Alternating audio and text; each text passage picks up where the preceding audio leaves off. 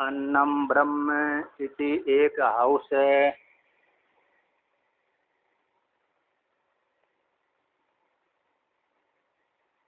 तन्ना तथा पूयति वा अन्नम ऋते प्राणात्।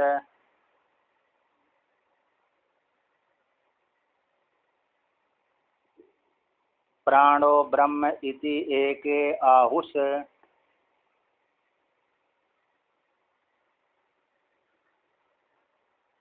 तन्ना तथा शुष्यति वै प्राणऋते अन्नाद्।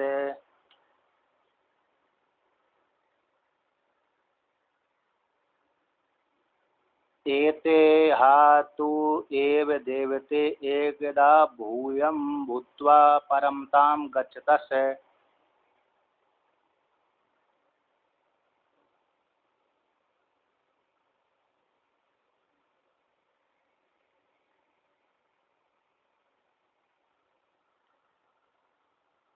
तद् हा स्म अह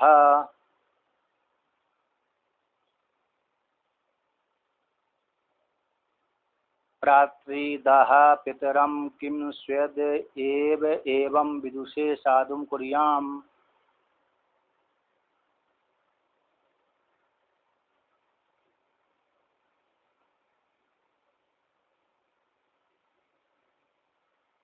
किम एव अस्मा असाधु कुर्यामिति।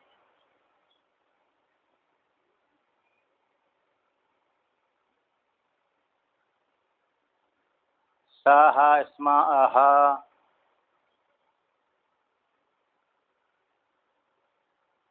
पाणिना महाप्रात्रिदा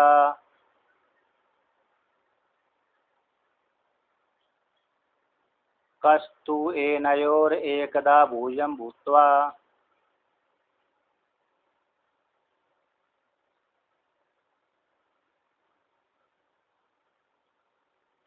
परमतां गच्छतीति।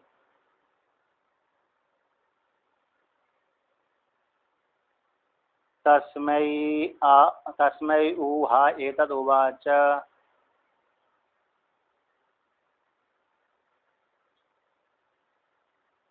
भीति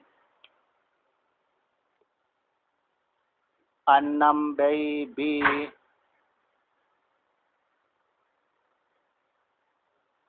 अन्ये हि इमानि सर्वाणि भूतानि विष्टानि।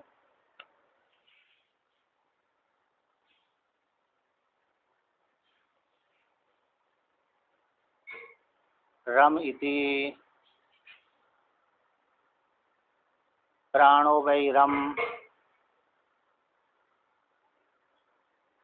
प्राणे हि इमानि सर्वाणि भूतानि रमन्ते।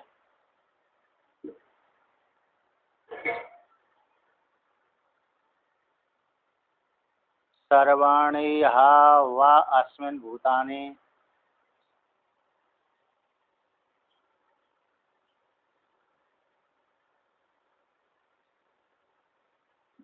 विशन्ति सर्वाणि भूतानि रमन्ते य एवं वेद।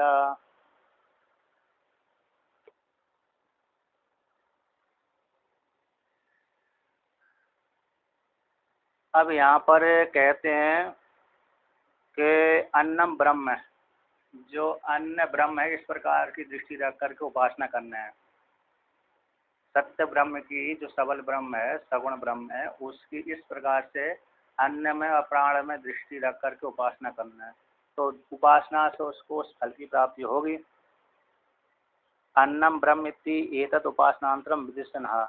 अन्न ब्रह्म है इस प्रकार से, तथा उसी प्रकार से जिस प्रकार से पहले उपासना का वर्णन किया था उसी प्रकार से ये भी उपासना का वर्णन कर रहे हैं। ये पहले की दूसरी उपासना थी, तप वाली उपासना थी, सत्य ब्रह्म को तप रूप से उपासना करें। अब अन्न और प्राण के रूप से ब्रह्म की उपासना करें। तो उपासना के अनुसार जैसी उपासना करेंगे उसी के अनुसार फल की प्राप्ति होगी। कहता है उपास्य तदेव भक्ति, श्रुति जाती है। तथा उपासनांतरम विदिष्टना, उसी प्रकार से अन्नम ब्रह्म है इस प्रकार की दृष्टि रख करके उपासनांतर को विधान करने के साथ से कहते हैं अन्नम ब्रह्म। तो अन्नम ब्रह्म इति एक आहु से, एक आहु से अन्न ब्रह्म है, इस प्रकार से कुछ आचार्य कहते हैं। कुछ आचार्य, एक आहु से नहीं आचार्य, कुछ आचार्य कहते हैं अन्न ब्रह्म है।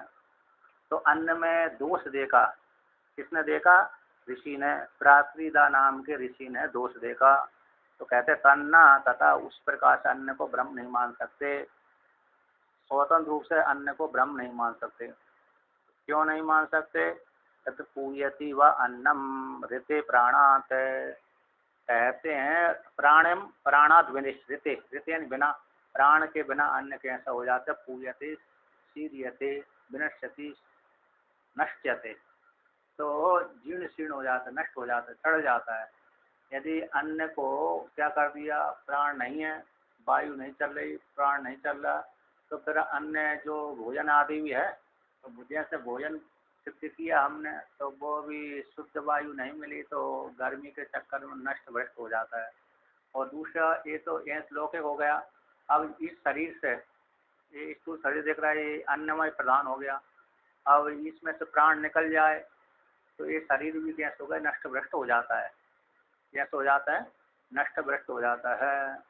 तो प्राण के, और जो हम प्राण लेते हैं, बाहर भी का जो प्राण जाता है तभी वो अन्न पचता है, बिना प्राण के तो अन्न भी पचता नहीं है। तो बाहर का अन्न भी बिना प्राण के, बिना वायु के नष्ट भ्रष्ट हो जाता है ना। गर्मी की भोजन आदि पकाते हैं, तो वो भोजन आदि पकाने के पश्चात वह भी कैसे हो जाता है? जीर्ण शीर्ण हो जाता है। और प्राण, जो अन्न भी है बहुत दिनों के बाद खराब भी हो जाता है। और शरीर, स्थूल शरीर भी, जब इस स्थूल शरीर से जब प्राण निकल जाते हैं तो ये भी नष्ट भ्रष्ट हो जाता है। और कौन कौन सा है? हाँ, यही हो गया स्थूल शरीर भी, और स्थूल शरीर के भीतर जो हम भोजन करते हैं वो भी प्राण के बिना नष्ट भ्रष्ट हो जाता है, जड़ जीर्ण शीर्ण हो जाता है। और बाहर का अन्न भी इस प्रकार से। तो अन्न को जो ब्रह्म मानते थे, तो प्रातिदा नाम के ऋषि ने दोष देख करके कहा था ना तथा उसी प्रकार से नहीं मान सकते, क्योंकि अन्न बिना प्राण के पूयते नष्टमते नष्टते विनश्यति नाश्यति नसति नसति नाश्यति, है ना। और कौन नसति हो जाती है, यहाँ पर कौन सी है? अरे नसति क्लिद्यते, भगवान भास्कर ने कहते क्लिद्यते, ऊति भावम आपद्यते, यानी विनश्यति, विनश्यति भाव को प्राप्त हो जाता है। और क्लिद्यते, पहले अन्न गीला पीला हो जाता है, फिर जीर्ण शीर्ण होता है, फिर विनश्यति नष्ट हो जाता है। तो जो पू धातु है, क्लेद अर्थ में आता है। ये एक तो पूय पवने होती है, पवित्र करने अर्थ में धातु है। तो एक ये तो पू धातु है, तो कौन सी है? क्लेद अर्थ में, सिद्ध अर्थ में, नाश अर्थ में है। तो इस प्रकार से तो आता अन्न कैसे हो गया? बिना प्राण के नष्ट भ्रष्ट हो जाता है। तो फिर कौन दूसरे आचार्य कहते हैं, तो प्राण को, जब प्राण के बिना अन्न नष्ट भ्रष्ट हो जाता है तो प्राण को अन्न माना जाए, ऐसा प्रश्न हो गया। तो प्राणो ब्रह्म इति एक आहुष, तो उसी प्रकार से कुछ आचार्य कहते हैं कि प्राण ब्रह्म है ना, प्राण के बिना ये अन्न ठहर नहीं सकता, इसलिए दूसरे जैसे स्थूल शरीर बिना प्राण के नहीं ठहर सकता है, इसलिए प्राण को ही ब्रह्म माना जाए, जिसके द्वारा ठहरा जाता है वही श्रेष्ठ होता है, वही ब्रह्म हो। तो प्राणो ब्रह्म इति एक आहुष, तो कहते हैं प्राण ही ब्रह्म है, ऐसा कुछ आचार्य कहते हैं। तो ऐसे तो प्राण में भी क्या देखा जाए, तो दोष देख लिया। एंड कौन? प्रातिजा नाम के आचार्य ने, तो कहते न तथा उस प्रकार से प्राण को भी स्वतंत्र ब्रह्म रूप से नहीं मान सकते। क्यों भाई स्वतंत्र रूप से क्यों नहीं मान सकते? कि शुष्यति वे ही प्राणा ऋते अन्नाद, अन्न के बिना ये प्राण भी सूख जाता है। स्थूल शरीर नहीं है तो प्राण भी नहीं ठहर पाता है। और व्यक्ति भोजन न करे, व्यक्ति भोजन न करे तो क्या हो जाता है? प्राण इससे शरीर से निकल जाता है। 8 दिन 15 दिन तक तो व्यक्ति का शरीर बना रहेगा जल पी करके, क्योंकि जल से भी आहार मिलता रहता है उसको, पंचीकरण तो जल है ही, लेकिन पूरा पूरा आहार कम हो जाता है। जैसे फलाहारी जो ग्रस्त वृक्ष दोनों फलाहार करते हैं, दूध पी करके फल खा करके, उनको तो भोजन मिलता रहता है। अब फिर नवरात्रि में कोई जल पी करके रहता है तो उनके प्राण सूखने लगते हैं।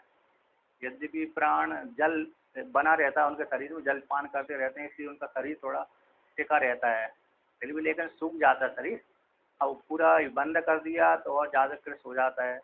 तो ऊपर पूरा जल भी नहीं पान किया, है ना, महीना भर बीत गया तो फिर तो चले ही जाते हैं, सूख गया प्राण। सूख गया का प्राण मतलब वहाँ से निकल गया। तो कहते हैं अन्न के बिना, अन्न जल भी उसमें ले लेना चाहिए, जल अन्न के बिना कहते हैं प्राण सूख जाता है। इन 2-4 दिन भोजन मत करो तो चलेगा, लेकिन जल पान करते रहो चल जाएगा, पर बाद में ज़्यादा नहीं चलता है। हाँ, जिनकी सामर्थ्य शक्ति दिव्य पुरुष होते हैं वो तो महीना 2-2 महीना समाधि लगा लेते हैं, उनकी बात तो अलग है।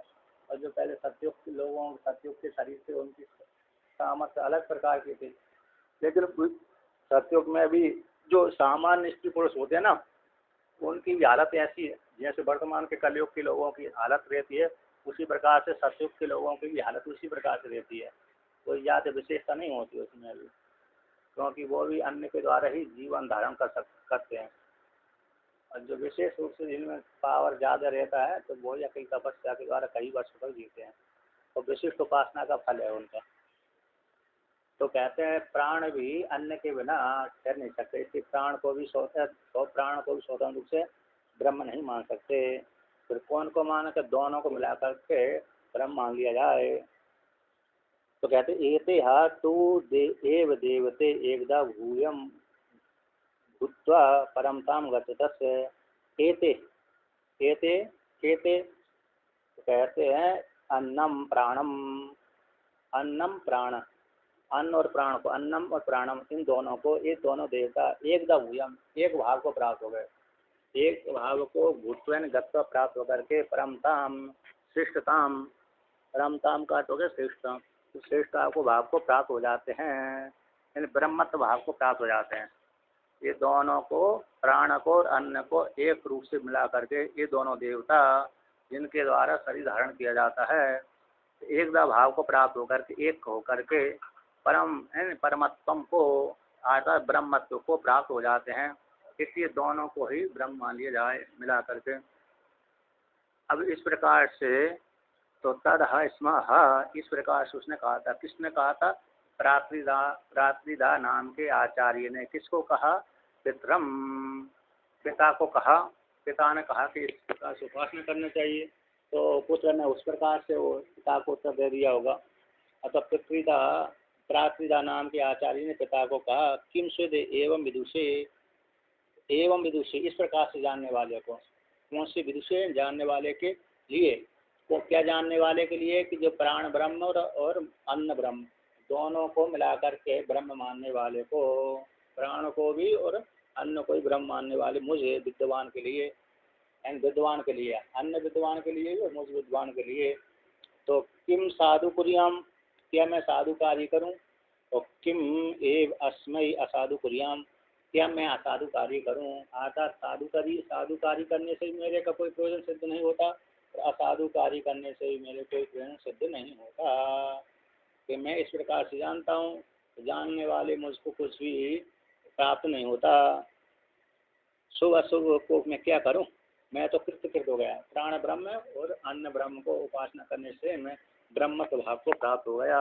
अब मैं साधु कार्य क्या करूं, असाधु कार्य क्या करूं। अच्छा, मुझको उसका फल की प्राप्ति होने वाली नहीं है। साधु कार्य से भी कुछ फल प्राप्त नहीं होने वाला, असाधु कार्य से भी कुछ फल की प्राप्ति होने वाली नहीं है। क्यों, क्योंकि मैंने तो अन्न ब्रह्म प्राण ब्रह्म को ब्रह्म रूप से चिंतन करके ब्रह्मत्व भाव की प्राप्ति मेरी हो गई। इस प्रकार से अपने पिता के लिए कहा। तो पिता ने जब इस प्रकार से प्राण ब्रह्म अन्न ब्रह्म को सुना, तो सुन करके उनको खंडन किया कि सा स्मा आहा पाणिना माँ प्रातिदा तस्य तु एनयोर एकदा भूयम भूत्वा परमताम गच्छति थी। तो उस पिता ने पाणिना हाथ के द्वारा, पाणी यानी हाथ के द्वारा हलाते हुए, निषेध करते हुए, है ना, ऐसे करते, ऐसे ही तो करते, ऐसे ऐसे करते हैं, ऐसे तो दूसरे प्रकार का हो गया। ऐसे ऐसे करना तो निषेध हो गया, ऐसे ऐसे करना तो दूसरे प्रकार का हो गया। हाथ का अभिनय भी अलग अलग प्रकार के होते हैं। तो कहते हैं निषेध कर दिया, ऐसा नहीं है। तो अभिनय के द्वारा दिखला दिया, पाणी के द्वारा, पाणी यानी हाथ के द्वारा, अभिनय के द्वारा निषेध कर दिया। ऐसा मत कहो हे प्रातिदा, हे पुत्र, ऐसा मत कहो। कौन? कश्यन कौन? इसमें हायन कहा था, इसमें भूतकाल का वाचक हो गया। इसमें शब्द जो आता है भूतकाल के लिए प्रयोग किया जाता है। अव्यय है तो भूतकाल में प्रयुक्त हो जाता है। किसी के साथ जुड़ जाता है तो भूतकाल शब्द के साथ आया करके जोड़ता है। तो ऐसे आचार्य पिता ने अपने पुत्र से कहा, हे पुत्र, कौन?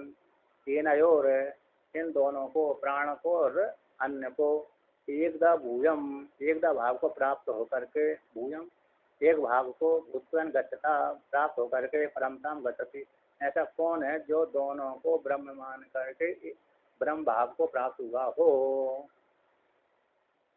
तो फिर क्या है, किसको मान करके ब्रह्म भाव को प्राप्त हुआ है? तो तस्मै यह एतद् उवाचा।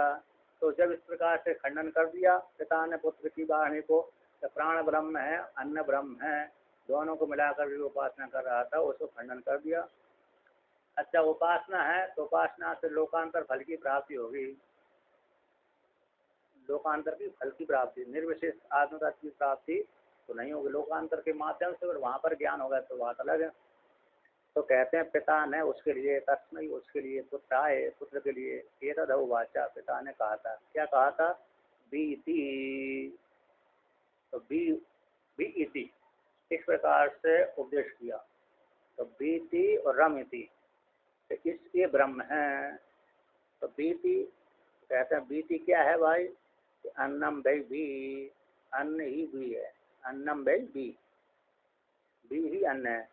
कहते अन्ने ही ईमाने सर्वाणी भूतानि विष्टानि, यानी क्योंकि ईमानी सर्वाणी भूतानि, ये सारे जितने भूत प्राणी दिख रहे हैं जीवधारी, कहते हैं अन्ने, अन्न में ही प्रविष्टानि, जिनमें प्राण चलते रहते हैं, जीव प्राण धारने धातु है। तो जितने भी जीव देख रहे हैं, भूत देख रहे हैं, सारे अन्न में प्रतिष्ठित हैं। विष्टानि प्रविष्टानि, विष्टानि का तो हो गया प्रविष्टानि, सारे भूत अन्न में प्रविष्ट हैं। तो बी इति अन्नम, रमिति, तो रमिति कहते रम, अब दूसरा बी रम आ गया, रमिति। और रम क्या है? फिर पिता ने अपने पुत्र से कहा रमिति। तो रम क्या है भाई? तो प्राणो वै रम, प्राण ही रम है। कहते हैं प्राणे, प्राणे ही इमानी सर्वाणी रमन, सर्वाणी भूतानि रमनते, यानी क्योंकि जितने भी भूत प्राणी दिख रहे हैं वे प्राण में ही रमण करते हैं, अतः प्राण के रहने पर ही रमण करते हैं, प्राण नहीं तो रमण भी नहीं कर पाते।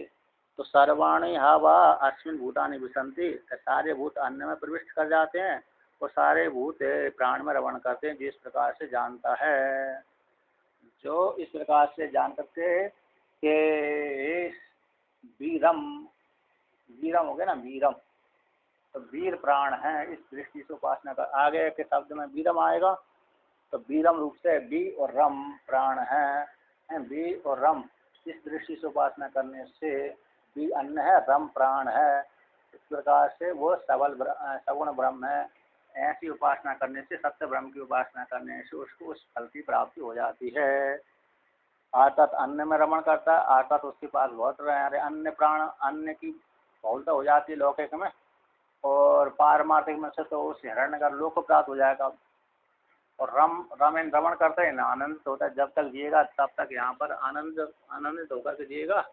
प्राण उपासना तो करेगा और मरने के पश्चात उस लोक में जाकर के आनंदित होगा, और उस मर करके उस लोक में जा करके बढ़िया आनंद रहेगा। ऐसे ब्रह्मलोक में जो जाने वाले व्यक्ति हैं वहाँ पर जाते हैं तो फिर वो खूब आनंद का उपभोग करते हैं, है ना। आपने देखा होगा ब्रह्मलोक है, देखा है ना? नहीं देखा? चलिए देख ले, नहीं देखा। कल्पना करने पर दिख जाता है, ज़्यादा भावना करेंगे ना तो दिखने लगेगा। ऐसे सूर्य भगवान के भीतर एक पुरुष दिखता है, जब ज़्यादा भावना करेंगे कि पुरुष से दिख रहा है तो दिखने लगता है वो पुरुष। सूर्य मंडल के बीच में चलिए अब आगे चलते हैं। भगवान भास्कर कहते हैं अन्नम ब्रह्म इति तद अन्नम ब्रह्म इस प्रकार से तथा उसी प्रकार से उपासनांतर को विधान करने के लिए कहते हैं। अन्नम ब्रह्म अन्न ब्रह्म अन्नम अद्यते यत यत तद ब्रह्म इति एक आहु एक आचार्य आहु से तन्न तथा गृहीतव्यम अन्नम ब्रह्म इति। अन्न ब्रह्म है तो अन्न कैसे अन्न में अद्यते जिसका भक्षण किया जाता है उसको अन्न कहते हैं। ये तद रूप ब्रह्म है ऐसे कुछ एक ही आचार्य कुछ आचार्य कहते हैं।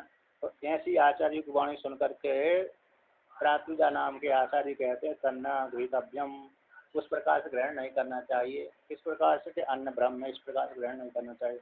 तो फिर किस प्रकार से ग्रहण करना चाहिए कि अन्य च आहु प्राण। अच्छा दूसरा कहते हैं कि अन्य च आहु प्राणो ब्रह्म की तच्च तथा न गृहीतव्यम।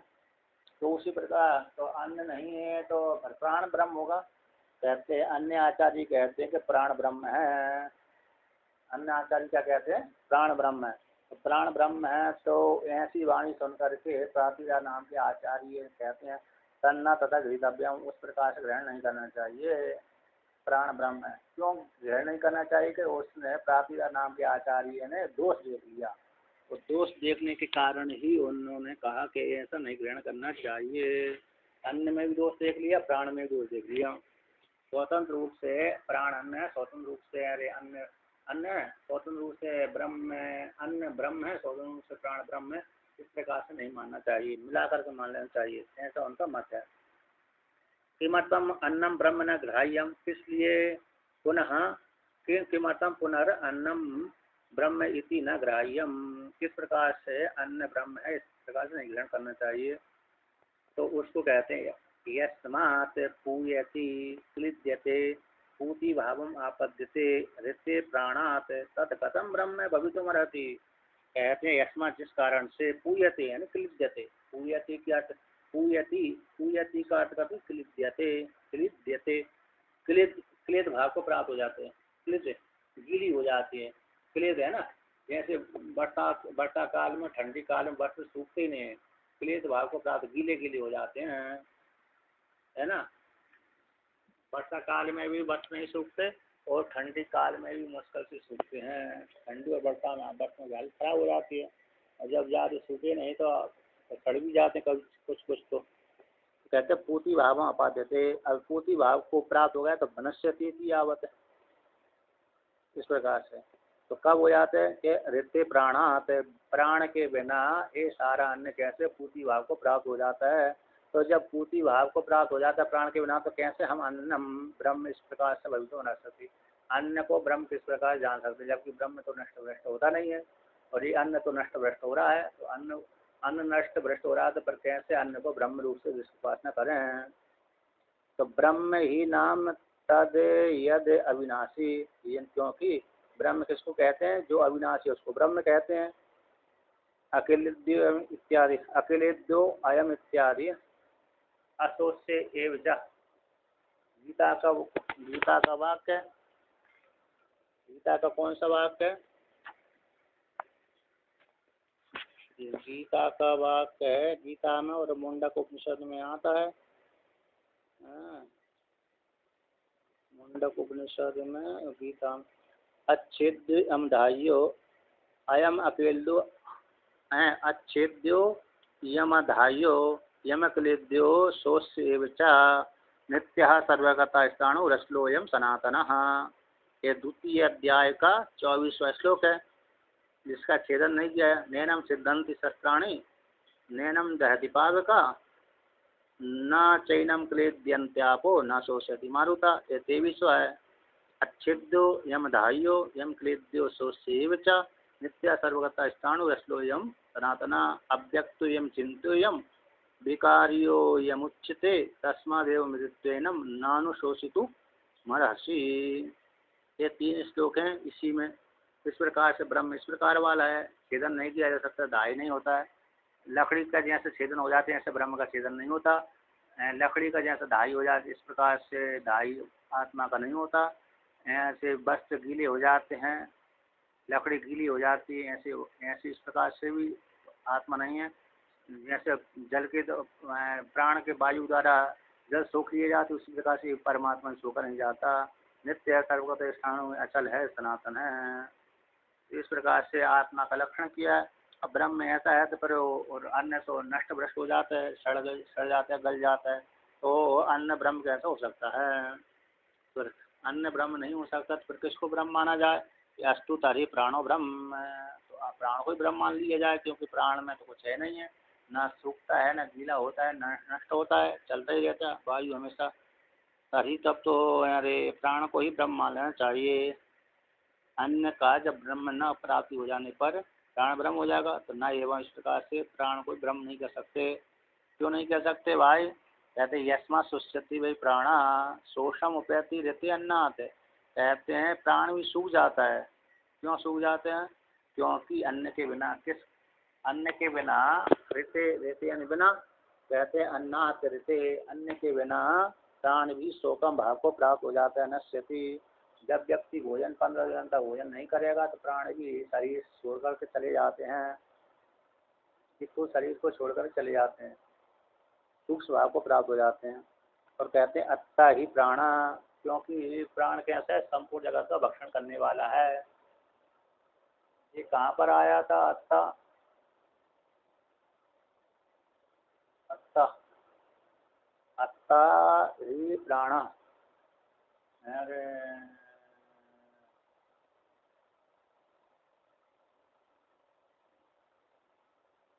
मुंडक में, कठोपनिषद में, कठोपनिषद में, कठ और मुंडक में शायद आया है। चरस चर चर अचरस्य भक्षिता, चर चर अचरस्य अत्ता। चर का और अचर का भी भक्षण करने वाला है। ब्राह्मण क्षत्रिय वैश्य शूद्र और जो कौन है मृत्यु देवता का भक्षण कर जाता है ना। ब्राह्मण क्षत्रिय वैश्य शूद्र और मृत्यु देवता सबका भक्षण करते रहते, इसका भी भक्षण कर जाता है। तो प्राण है संपूर्ण जगत का भक्षण करने वाला होता है, तो अच्छा कहलाता है। ये श्रुति आती है। मुंडक में है कि कठोपनिषद में है? ध्यान नहीं आ रहा है ना। अच्छा है। छांदोग में सभी का भक्षण करने वाला प्राण है, ऐसा आया है, मालूम नहीं दिख रहा मेरे को। प्राण की उपासना तो बहुत है वहाँ पर, हो सकता है जगत। हाँ हाँ। अच्छा। और हाँ सर चांदोग, हाँ चांदोग का होगा, चांदोग में भी अच्छा शब्द आता है। चांदोग में प्राण की उपासना। हाँ चांदोग में। हाँ तो देखिए चलो, तो चांदोग में, मुंडक में, मांडूक मतलब कठोपनिषद में जहाँ भी आता है, तो संपूर्ण जगत चराचर का अत्ता भक्षण करने वाला है प्राण। तो अत्ता हियन, क्योंकि वह प्राण कैसा अत्ययन भक्षण करने वाला। अधभक्षण धातु है। कौन सी धातु है? अधभक्षण है। तो अधभक्षण धातु से अत्ता शब्द बनता है। अत्रि अत्रि अत्रि ऐसा है, त्रिश प्रत्यय लगा करके, तो प्रथमा के एक वचन में हो गया अत्ता। आरोप आदि धातु लिया है, अधभक्षण धातु उसको त्रिश प्रत्यय कर दिया, तो इसका चकार लोप हो जाता है, अत्रि सब रूप प्रातिपदिक बन जाता है। अब सुबंत आदि ला करके रूप बना करके अत्ता शब्द बन जाता है एक वचन में। तो प्राण कैसे? संपूर्ण जगत चर अचर का भक्षण करने वाला भक्षिता है। तो अतो अन्य अध्ययन बिना न शक्नोति आत्मनम धारितुम। कहते हैं बिना अन्न के जो भक्षण किए जाने वाला अन्न है, उसके बिना आत्मा को धारण करने के लिए प्राण समर्थ नहीं है। यानी अन्न वो भक्षण नहीं करेगा तो स्थूल शरीर भी नहीं होगा, तो आत्मा को धारण दूर की बात है, स्थूल शरीर को धारण करने में भी समर्थ नहीं है।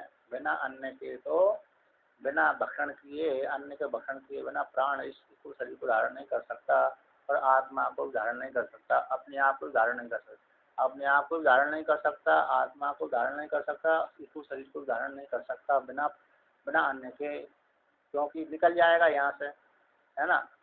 आत्मानम यहाँ पर कहते हैं आत्मानम धारितुं न शक्नोति, तो आत्मा को धारण करने के लिए समर्थ नहीं है। तो अपने आप, आत्मा तो अपने आप को ही बोलते हैं, तो अपने आप को धारण करने में प्राण समर्थ नहीं है कि मैं यहीं पर बना रहा हूँ, मैं भोजन नहीं कर रहा है अमुक व्यक्ति, तो इसके शरीर में मैं प्राण रूप से बना ही रहूँ हमेशा हमेशा के लिए, तो उसमें सामर्थ्य नहीं देती प्राण में, अपने आप को वहाँ ठहरा ही नहीं सकता। जैसे नदी नदी में कोई बालक डूब रहा है तो उसके प्राण भीतर ही भीतर नहीं रहते, बाहर निकलने की कोशिश करते हैं, है ना। नदी में, नाले में, नदी में आदि में जहाँ पर डूब जाता है व्यक्ति, उससे प्राण निकलने की कोशिश करते हैं। तो आत्मा को नहीं यदि आत्मा को धारण करके रहे तो उसके प्राण डूबे ही ना, और उसके प्राण मरेगा भी नहीं वो, लेकिन वो अपने आप को धारण नहीं कर पाता प्राण इस प्रकार से। तो अन्न नहीं खाता है व्यक्ति तो प्राण भी कैसे निकल जाते हैं। इसलिए प्राण बिना अन्न के अपने आप को धारण, अपने शरीर अपने आप को धारण नहीं कर सकता, इसी शरीर को धारण नहीं कर सकता बिना अन्न के, और आत्मा को धारण नहीं कर सकता। इस प्रकार से तीन अर्थ ले सकते हैं उसमें। विशेष रूप से प्राण अपने आप को धारण नहीं कर सकता बिना अन्न खाए, इसी शरीर में नहीं रह सकता।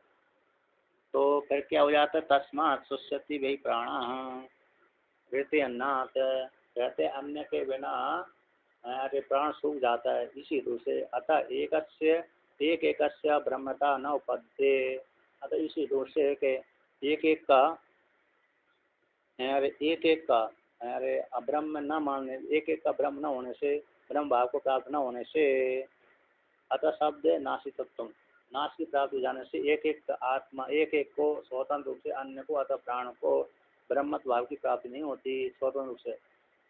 यस्मा जिस कारण से एक एक रूप से ब्रह्मत्व भाव की प्राप्ति न होने पर, तस्मात यस्मा जिस कारण, तस्मात उसी कारण से, एते तु एते हा तु एव,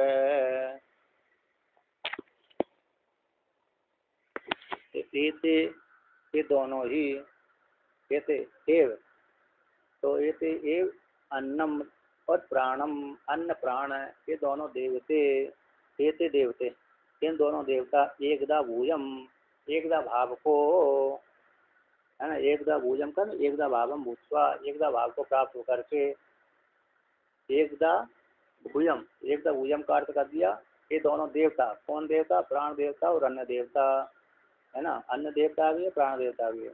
ये दोनों देवता, और देवता शब्द स्त्रीलिंगवाचक होता है इसलिए देवते कर दिए। तो ये दोनों देवता एकदा भूयम, एकता भाव को एक हो गए, ऐसे आत्मा और स्थूल शरीर एक हो जाते हैं। उसी प्रकार से एकदा भाव को प्राप्त होकर के, भूत्व गत्व प्राप्त होकर के, मिलित्व मिल करके, एक नंबर टिप्पणी दी है, मिलित्व मिल करके, परमताम, परमताम का अर्थ करते परमत्वम, परमत्व भाव को प्राप्त हो जाते हैं। गच्छता यानी ब्रह्मत्वम प्राप्त होता, ब्रह्मत्व भाव को प्राप्त हो जाते हैं। दोनों को जब मिल गया, मिल जाने से ब्रह्मत्व भाव को प्राप्त हो गए। प्राण और अन्न दोनों ही ब्रह्म हैं, इस प्रकार से उपासना करना चाहिए। तस्मात् यद एतद् एवं अद्य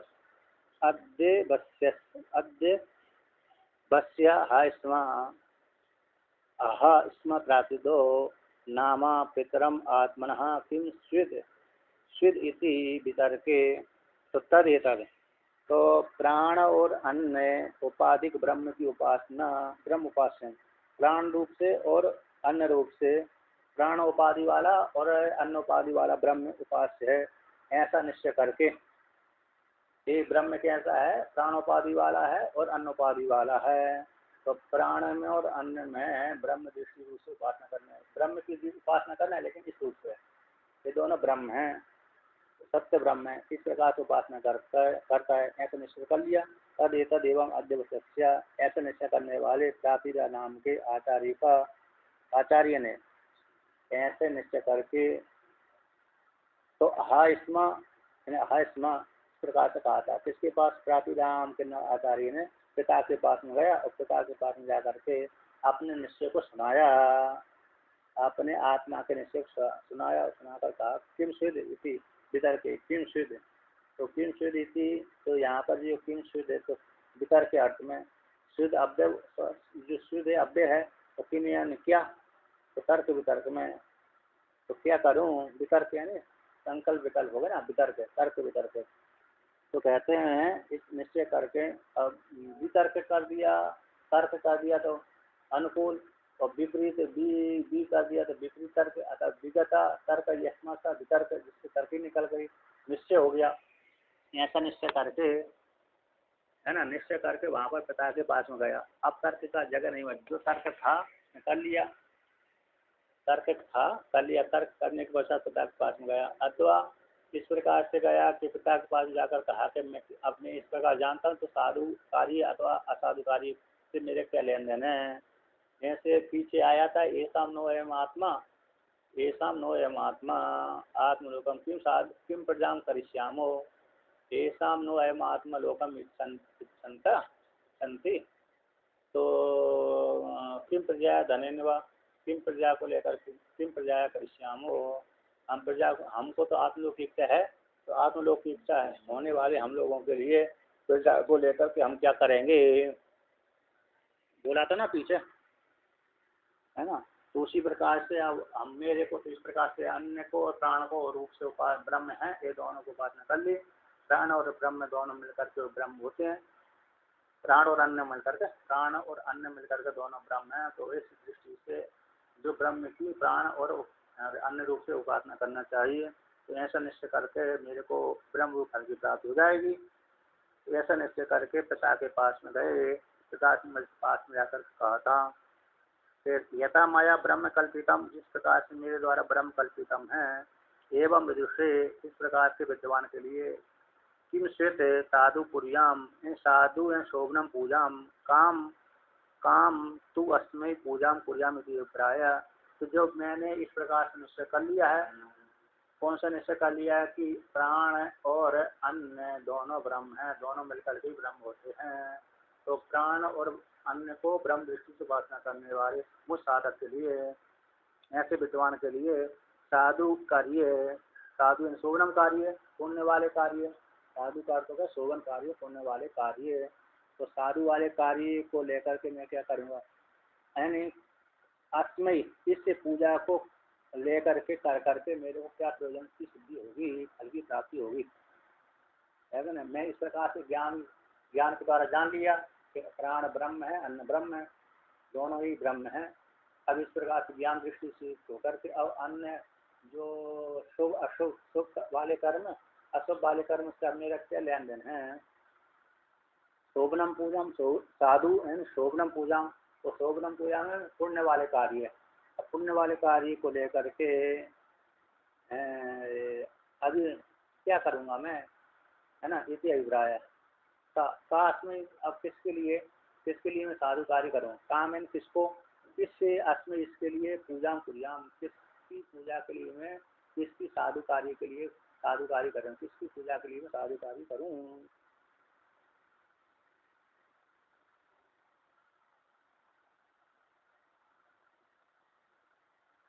ऐसा नहीं किसके लिए, क्यों, किसके लिए और कौन के लिए, क्यों मैं अपने आप के लिए भी साधु कार्य कौन क्यों करूँ इत्यादि, ऐसा जानता है। तो किम एवं अस्मय विदुर से असाधु कुर्याम, अब मैं असाधु कार्य करके भी क्या मेरा प्रयोजन सिद्ध होने वाला है, किसके लिए असाधु कार्य करूँ और स्वयं के लिए भी असाधु कार्य क्या करूँ। मुझ विद्या अस्मय विद्वान के लिए असाधु कार्य से क्या लेन देन है, साधु कार्य से क्या लेन देन है। तो अस्मय है ना, आत्मिक पूजा कुर्याम, तो मुझ साधु के लिए अरे पुण्य वाले कर्मों से क्या लेन देन है, और मुझ साधु के लिए पुण्य पाप वाले कर्मों को लेकर क्या जीवन सिद्ध होने वाला है। अशोभनम पूजाम अशोभनम अपूजाम, अगर पूजा नहीं भी करूँगा, असाधु मतलब पूजा नहीं करता, असाधु जैसे कोई पूजा पाठ नहीं करता है तो उसको कह देते हैं कि असाधु है, और पूजा पाठ करता है तो उसको कहते हैं साधु है। जो पूजा पाठ करता रहता है उसको कह देते हैं साधु है, तो जो पूजा पाठ करते ही नहीं है उसको कह देते साधु नहीं है। तो मैं पूजा पाठ किसके लिए करूं, तो साधु कार्य से ही मेरे कोई प्रयोजन सिद्ध होने वाला नहीं है, क्योंकि मैं तो ब्रह्म भाव को प्राप्त हो गया इस प्रकार चिंतन करने से।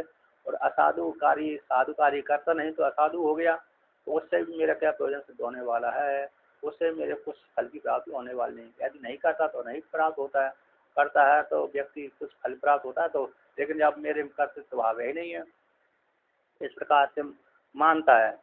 ऐसा मानकर कहते हैं अस्मय विद्वान के लिए, मुझ विद्वान के लिए असाधु कार्य से क्या लेन देन है। क्यों भाई लेन देन क्यों नहीं है, तो कृत्य कृत्य असौविधि अभिप्राय, मैं तो कृतकृत हो गया। कौन सा कृतकृत हो गया, क्योंकि मैंने शोभन अरे ब्रह्म को अन्य रूप से और प्राण रूप से उपासना की है, जो सत्य ब्रह्म है, वो सत्य ब्रह्म की मैंने प्राण रूप से और अन्न रूप से उपासना किया। उसको जान करके प्राण को और अन्न को ब्रह्म रूप से जानकर उपासना करके मैं कृतकृत हो गया हूँ। अब मेरे को अन्य अरे कामना बची नहीं है, और साधु कार्य करने से मेरे को कोई प्रयोजन सिद्ध होने वाला नहीं है, और न करने से भी कोई प्रयोजन सिद्ध होने वाला नहीं है।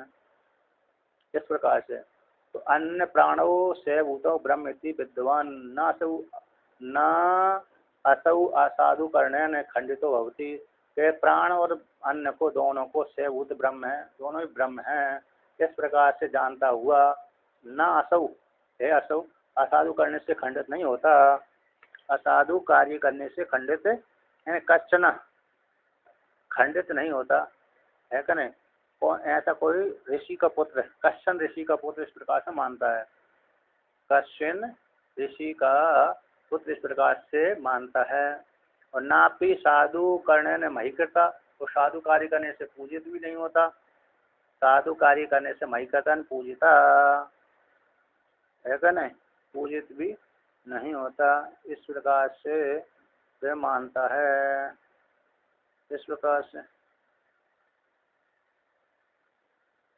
क्षत्रिय का तिरस्कृता, तो तिरस्कृत भी नहीं होता, मतलब यहाँ कहते हैं कोई जो अन्य कहते हैं साधु कार्य करने से, साधु असाधु कार्य करने से वो क्षति वाला भी प्राप्त नहीं हो, खंडित क्षतिकृत नहीं होता, तिरस्कृत नहीं होता।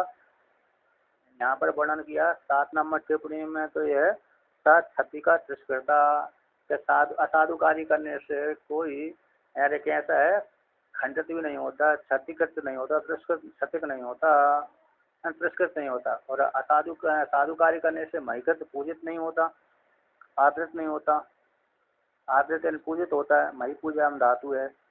इस प्रकार से तो पूजित के भी उसको कोई लेन देन नहीं है, और तिरस्कार से कोई लेन देन नहीं है, मान और अपमान से कोई लेन देन नहीं है, मान से और अपमान से कोई लेन देन उसका नहीं है। इस प्रकार से तो तम एवं वादिनम स पिता स्म पाणिना निवारयन माँ प्रातिदा माँ एवं बोचा। इस प्रकार से तम एवं वादिनम इस प्रकार से मानने वाले वादी को यानी अपने पुत्र को, इस प्रकार से ये प्राण अन्न ब्रह्म है, इस प्रकार से मानने वाले अपने पुत्र को उसके पिता ने इस प्रकार से कहा था। किसके द्वारा, पाणिना यानी हस्त निवारण, हाथ के द्वारा निवारण करते हुए, है ना, हाथ के द्वारा ऐसे ऐसे निवारण करते हुए, खंडन करते हुए। न कचित अपि, तो कहते हैं माँ प्रतिधा एवं बोचाए, हे पुत्र इस प्रकार से ऐसा तुम मत बोलो, बोचा यानी मत बोलो, इस प्रकार से मत कहो। क्यों ना कहें, कस्तु क्यों भाई ऐसा क्यों ना बोले हम, काश्य कौन तु एनयोर अन्न प्राणर एकदा भूयम भूतो परमताम कस्तु गच्छति न कश्चित अपि विद्वान अनेन ब्रह्म दर्शन परमताम गच्छति। कौन इन दोनों को, प्राण और अन्न को एकदा भूयम एकदा भाव को प्राप्त होकर के परमताम एन ब्रह्मत्व भाव को कौन गच्छति प्राप्त होती, न कश्चित अपि कोई भी विद्वान अनेक प्रकार से ब्रह्म दर्शन के द्वारा परमताम न गच्छति, इस प्रकार से परम भाव को ब्रह्मत्व भाव को प्राप्त नहीं हुआ, है ना। इस प्रकार से ब्रह्मत्व भाव को नहीं प्राप्त हुआ, इस प्रकार से हुआ। तस्मात् न एवं वक्तुम अर्हसि, तो इसलिए आप ऐसा तुम ऐसा कहने की योग नहीं हो, कृत्य करते असो इति, तो मैं कृत्य करते हो गया इति। यदि एवं ब्रवीतु भगवान कथम परमताम गच्छति इति, यदि आप कहते हो कि मैं कृतकृत नहीं होता, फिर कृतकृत किस भाव को किस प्रकार से लेकर के होते हैं, कृत्य करते हो, धन्यो हम धन्यो में, तो कृत्य कृत्य यानी अब कोई कार्य शेष नहीं रहा, जो कर लिया तो कर हो गया, अब करने योग कोई बचा नहीं है, तो कृत्य हो जाता है व्यक्ति। तो कहते हैं कृत्य नहीं हुआ, तो फिर किस प्रकार से मैं परम भाव को कृत्य भाव को प्राप्त होऊंगा, परमताम गच्छति इति, कैसे प्राप्त होगा। तो तस्मै हाव एतद लक्ष्मणम बच हुआ तो उसके लिए ऐसे उस अपने पुत्र के लिए इस प्रकार से जो आगे कहे जाने वाले वाणी को उन्होंने कहा था। किम तत्, क्या कहा था, बीति बीति इस प्रकार से दे दिया। किम तत् बीति, वह बीति क्या है, उच्चते अन्नम भाई भी, अन्न ही, अन्नम भाई भी, ये अन्न क्या है, भी है ना, अन्न ही भी है। अन्न भी क्या, अन्न ही यस्मात् इमानि सर्वाणि भूतानि विष्टानि आश्रितानि अतो अन्नम भी उच्यते। अन्न ही भी कैसा है कि क्योंकि ही यानी क्योंकि यस्मा जिस कारण से अन्न में इमानी सर्वाणी भूतानि ये सारे जो भूत दिख रहे हैं विष्टानि, विष्टानि यानी आश्रितानि आश्रित होते हैं। अतो इसी हेतु से अन्न, अन्न भी इति उच्यते। सारे भूत बिना अन्न के जीवित नहीं रहते, अन्न को आश्रित, अन्न को ही आश्रित बना करके रहते हैं, अन्न को आश्रित बना करके क्या करते हैं, रहते हैं। जितने भी भूत प्राणी हैं जिसमें प्राण चलते रहते हैं वो अन्न को आश्रित करके ही रहते हैं। और स्थूल शरीर भी एक अन्नमय प्रधान है, स्थूल शरीर भी कैसे अन्नमय प्रधान है। तो ये सारे भूत प्राणी भी अन्न को आश्रित करके रहते हैं, प्राण भी अन्न को आश्रित करके रहते हैं, जीवात्मा भी इसी स्थूल शरीर को आश्रित करके रहता है। और अन्न जो प्राण है, इंद्रिय सारे है, जितने भूत प्राणी हैं सब स्थूल शरीर को और अन्न को आश्रित करके रहते हैं। तो कहते हैं अरे सार आश्रितानि, फिर विष्टानि आश्रितानि, अतो इस हेतु से अन्नम भी थी, अन्न को भी कहते हैं। किंचे, किंच और भी कहते हैं, किंच और भी कहते हैं। रम इति क्या, दूसरे रम इति, तो रम इति च उक्तवान पिता, रम इस प्रकार से पिता ने कहा था, उक्तवान पिता, पिता ने कहा था कि किम पुनस्तद रम इति, वह रम क्या है कि प्राणो वे रम, प्राणी रम है। कुत इति आह, किस प्रकार से प्राण रम है, प्राणी ही यस्मात् बलात् सति सर्वाणि भूतानि रमन्ते अतो रम प्राणः। कहते हैं यन क्योंकि प्राण जो बल का आश्रय है, बल के आश्रय प्राण के रहने पर सारे भूतानि रमन्ते अतो इस हेतु रम प्राण, बल के आश्रय रम है ना, बल के आश्रय प्राण है।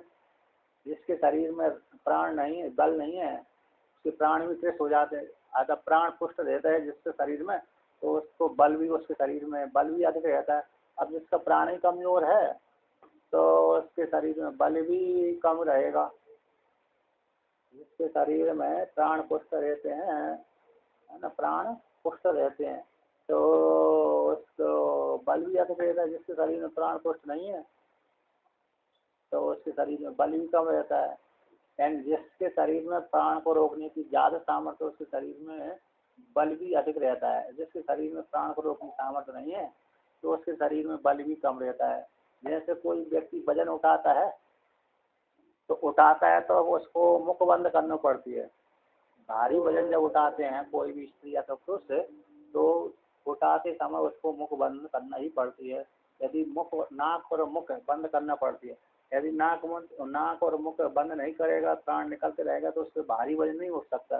छोटा मोटा वजन तो उठा सकता है व्यक्ति, जो उसमें कोई वो नहीं होता कर, लेकिन जिसको कुंटल 2 कुंटल उठाना है तो उसके लिए नाक भी बंद करना पड़ती है और मुख भी बंद करना पड़ती है। प्राण अंदर ही रोकना पड़ती है। जब प्राण अंदर रोकते हैं तभी वजन वाली वस्तु उठती है, नहीं तो नहीं उठ पाती। अब किसी ने उठाया, उठाने के पश्चात हट दिया, उठाने के पश्चात हट दिया तो वो वस्तु जो ऊँची उठाई थी वो गिर जाती है, छोड़ना पड़ती है क्योंकि भारी हो जाती है। इसलिए प्राण ही बल है। तो इसको कैसे कहते हैं, बल के आश्रय प्राण के होने पर, बल के आश्रय प्राण के होने पर सारी भूतान रमनते आनंदित होते हैं। इन रमनते का अर्थ कर दिया टिप्पणीकार ने, यथेष्टम विहरंती, यथेष्ट रूप से विहार करते हैं। यानी पहाड़ों पे जिसके प्राण पुष्ट है, अरे दमा की बीमारी नहीं है, फूलने श्वास फूलने की बीमारी नहीं है, वो पहाड़ों को घूम सकता है। अब जिसके श्वास फूलने की बीमारी रहती है वो पहाड़ों को देख कर दूसरे डर जाता है। जैसे शुगर का बीमारी, शुगर का बीमार व्यक्ति शक्कर को देखकर डर जाता है। मिठाई सामने तो आती है लेकिन खा नहीं सकता है, जीभ तो ललचाती रहती है ना। जीभ तो क्या करती है, ललचाती रहती है, लेकिन मजबूरी है, क्या करें ना करें, खाएं कि ना खाएं। खाते हैं तो नुकसान, नहीं खाते हैं तो जा रहा है हमारे सामने से, ललचाते रहते हैं। तो कहते हैं उसी प्रकार से जिसके श्वास फूलती रहती है, सारे लोग पहाड़ के ऊपर चढ़ रहे हैं और जिसकी श्वास फूलने को देख रहा है, हाय मैं भी चढ़ता इसके ऊपर तो वह कितना अच्छा लगता, लेकिन उसकी श्वास फूल जाती है तो रमन नहीं कर पाता वहाँ पर। इस प्रकार से अब कहते हैं प्राण, अतो इसलिए रम प्राणा, इसलिए रम प्राण है, अतः प्राण के रहने पर ही प्राणी रमण करते हैं। तो सर्वभूत आश्रय गुण अन्नम, सर्वभूत रति गुण गुण गुणश्च प्राणा, तो संपूर्ण भूतों का आश्रय गुण अन्न है। संपूर्ण भूतों का आश्रय गुण वाला कौन? अन्न है। संपूर्ण भूतों को अपने में बसाने वाला कौन? अन्न है। और संपूर्ण भूत से को रमण करने वाला कौन है? प्राण है। संपूर्ण भूति को अन्न देने वाला, रमण करने वाला, भ्रमण करवाने वाला प्राण है। संपूर्ण भूतों को आश्रय गुण से विशिष्ट प्राण है। और संपूर्ण भूतों को विहार करवाने वाला, विहार रति प्रदान करने वाला गुण से युक्त कौन है? प्राण है। नहीं कच्चिद अनायतनो निराश्रयो रमते, यानी क्योंकि बिना आयतन के और बिना आश्रय के रमण को नहीं करता। आयतन नहीं है, जहाँ पर आश्रय नहीं है ना, आधार नहीं है और निराश्रय है, को आश्रय नहीं, तो वहाँ पर रमण नहीं कर सकता। जैसे कोई ना कोई जैसे आकाश मंडल में अब आश्रय नहीं है तो गिर जाता व्यक्ति। अब पृथ्वी पे है तो आश्रय है कि नहीं? पृथ्वी पे तो पृथ्वी आश्रय बने तो वहाँ पर घूम सकता है। आकाश में तो मनुष्य नहीं घूम सकता। सामान्य मनुष्य, योगी भली चला जाए, उसकी अपवाद हो जाते हैं वो योगी आदि। तो कोई भी कहते हैं नहीं है, क्योंकि कश्चित अनायतना, बिना आयतन के तो, और निराश्रय व्यक्ति, आश्रय से रहित व्यक्ति, आधार के बिना आश्रय से रहित रमण नहीं कर सकता। तो नापि सति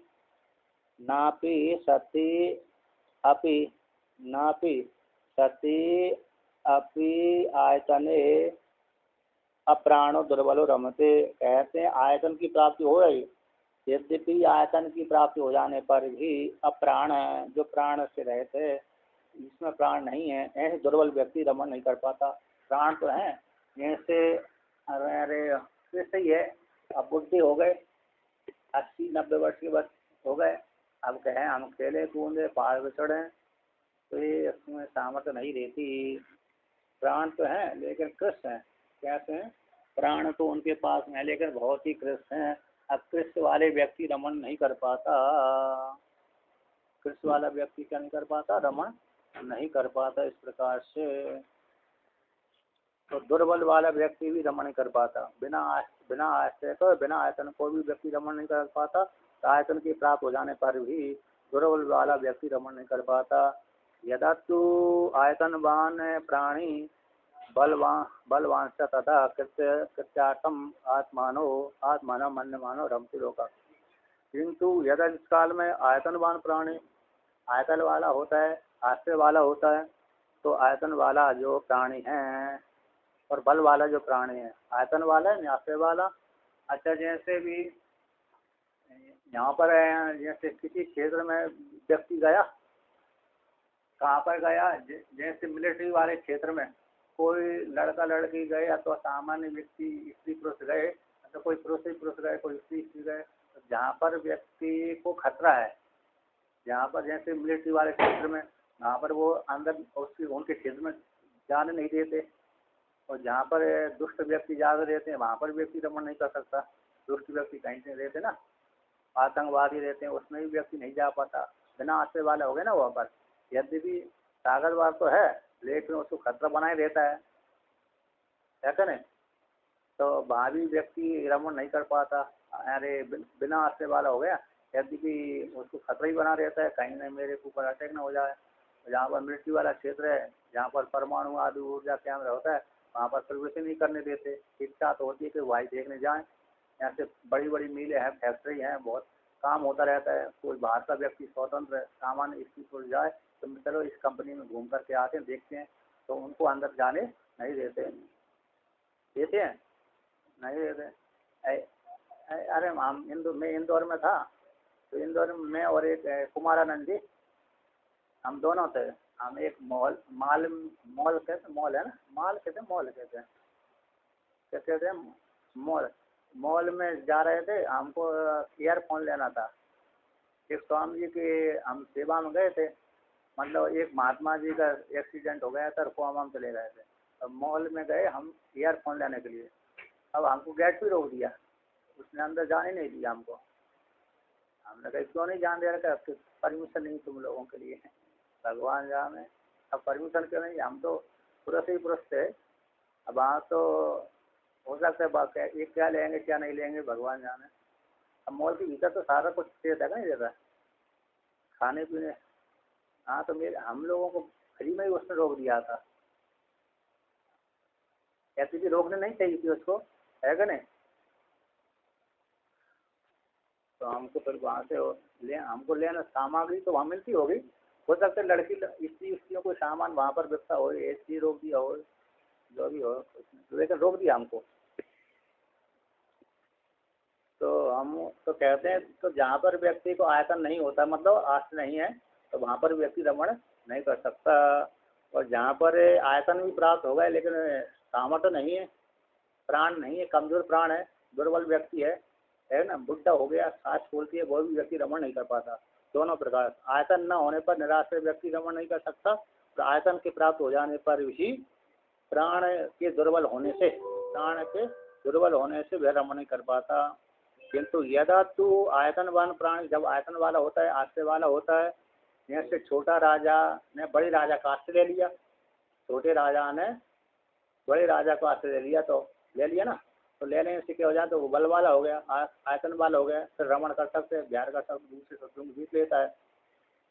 आयतन वाला प्राणी और बल वाला प्राणी, यदा जिस काल में आयतन वाला होता है, बल वाला होता है, उस काल में तथा उस काल में कृतार्थम आत्मन मन मानो, अपने आत्मा को कृतार्थ मानता हुआ, मन आत्मा को कृतकृत मानता हुआ, लोके रमते लोक में रमण करता है। मन मानो रमते लोका, जीवात्मा लोक में रमण करता है। जब बल वाला होता है, शरीर में भी बल होता है, शरीर भी हित पुष्ट रहता है, और उसको किसी जगह में खतरा नहीं होता है, किसी जगह में जहाँ पर जाने पर खतरा नहीं है ना, अपने प्राण के ऊपर नहीं आ रही है, तो उस स्थान पर जाकर खूब रमण करता है। आज से भी जैसे जेब में पैसा है तो घूमने फिरने चलेगा, जेब में पैसा नहीं है तो घूमने नहीं जा पाता, होता कि नहीं होता। जो बहुत से व्यक्ति के जेब में खर्चे नहीं होते, तो किसी की इच्छा होती है कि चलो हम तीर्थ सेवन करें, लेकिन नहीं जा पाते।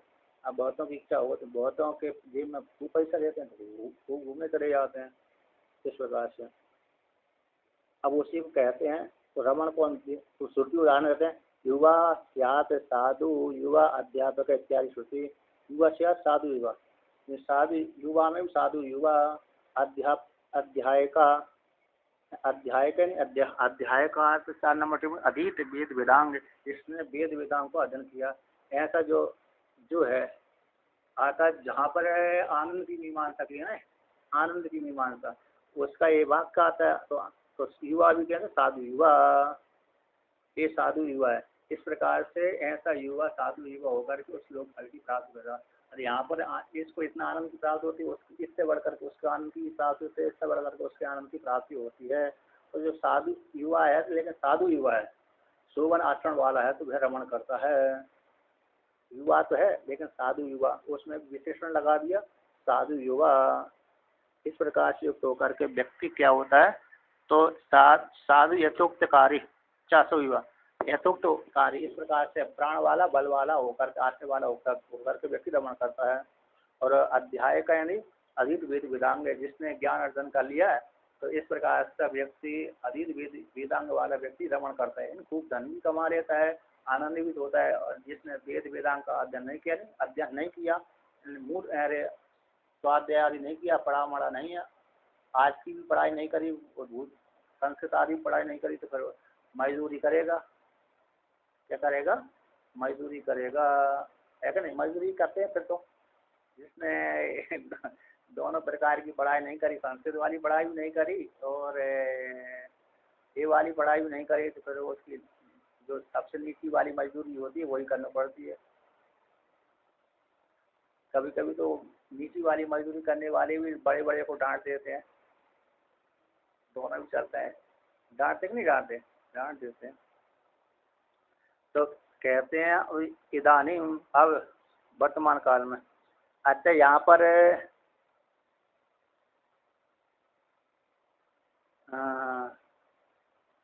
इत्यादि टीका में आया है। अच्छा, 33 उपनिषद श्रुति है ना, आयतन बान बलवत्ता कर्ता इति 33 श्रुति।